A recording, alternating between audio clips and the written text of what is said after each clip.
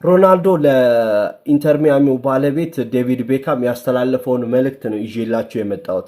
ሮናልዶ ማለት የብራዚሉ ሮናልዶ ሉዊስ ናዛሪዮ እና የዓለም የክለቦች ዋንጫ አሜሪካ ላይ መደረግ ጀምሯል ሁላችንም እንደምናውቀው እና የመክፈቻውን ጨዋታ ከፊፋው ፕሬዚዳንት ጋር ሆኖ ሲመለከት ነበር። ጨዋታውን ከተመለከተ በኋላ ቀልድ በሚመስል መልኩ ለጓደኛው ዴቪድ ቤካም መልእክትን ልኳል።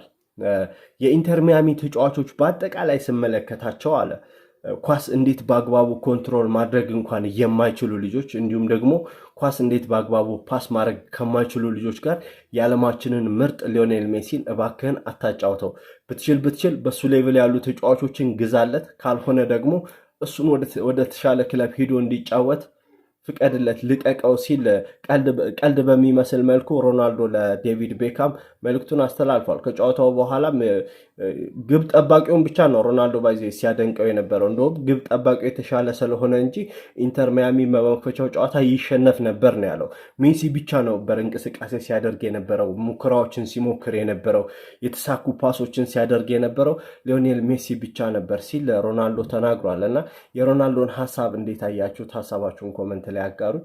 ፎሎ ካላደረጋችሁኝ የፕላስ ምልክቷን እየጫናችሁ በየጊዜው መለቃቸው ስፖርታዊ መረጃዎች እንዲደርሷችሁ ቤተሰብ መሆናችሁን አዘንጉ። ይመቻችሁ።